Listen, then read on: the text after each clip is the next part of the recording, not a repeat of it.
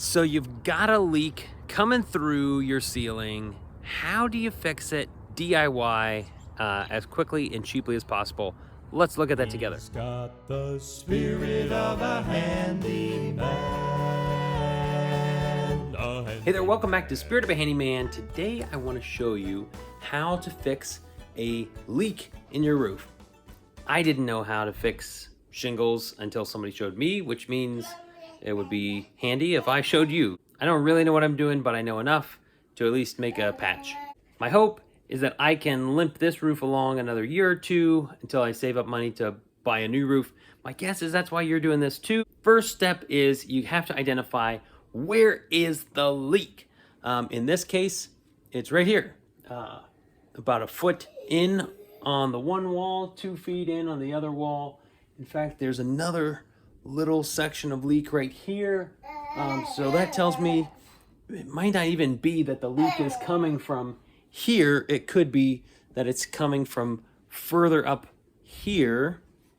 It could be leaking closer to the peak of the roof, running down the joist and then just dripping off at some point in there. So what I really want to do is I want to find where this point is, either relative to the window or relative to this corner of the house.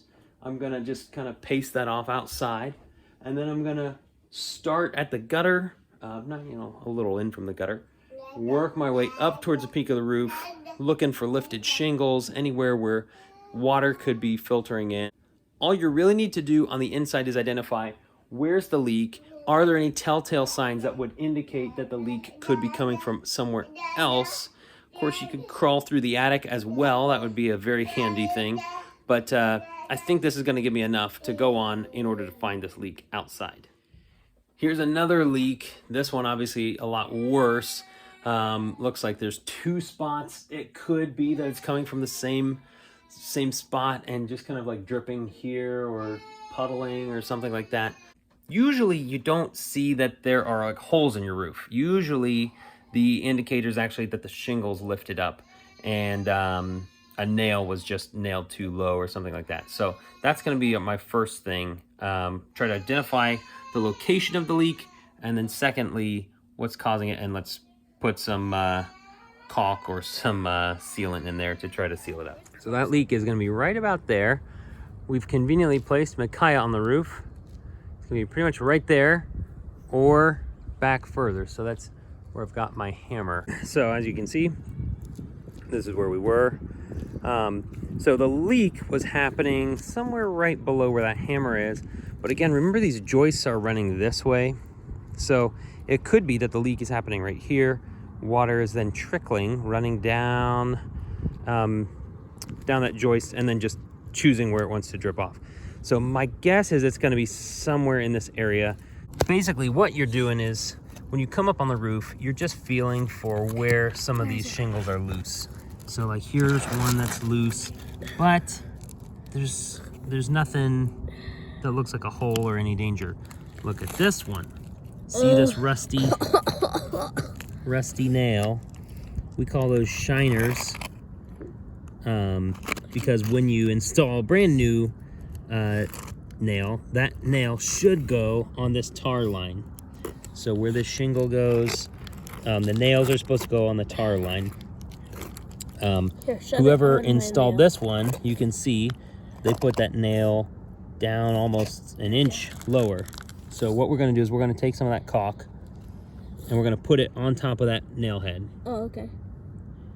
And that is just going to kind of create a seal over the top of it. It's rusty because water runs over the edge of this shingle. Put it on me.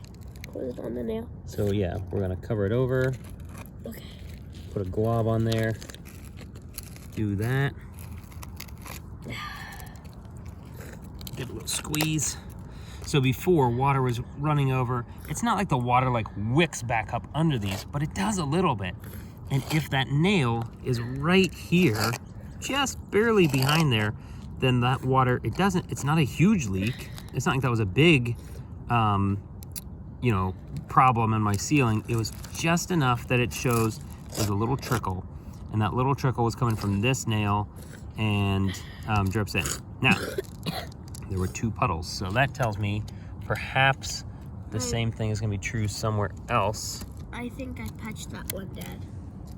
So here's another one. Again, I'm just lifting it up. And especially when you see there's a little bit of rust on that nail, that means water has been getting to it.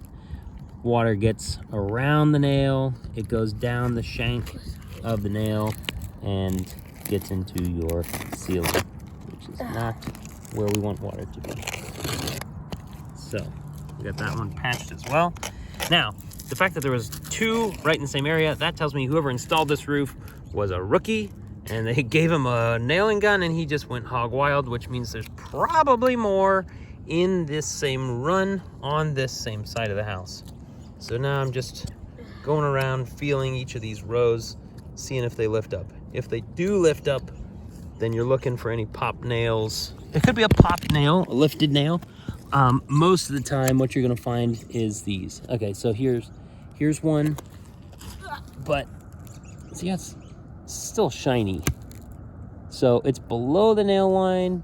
We're gonna go ahead and cover it anyhow, but it's not rusty, so that tells me this guy has been safe. We're gonna cover it anyhow. And here's the other culprit.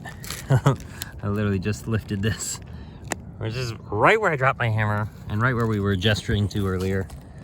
So that's a classic indicator. You can even see right around there where the shingle's kind of damaged. So Is it right there? we're gonna put some on there. Here, why don't you hold the shingle? I'll get it. Okay. Just gonna put some caulk on there. No. We're gonna need more than that. Oh, okay. Hey, Mom's back.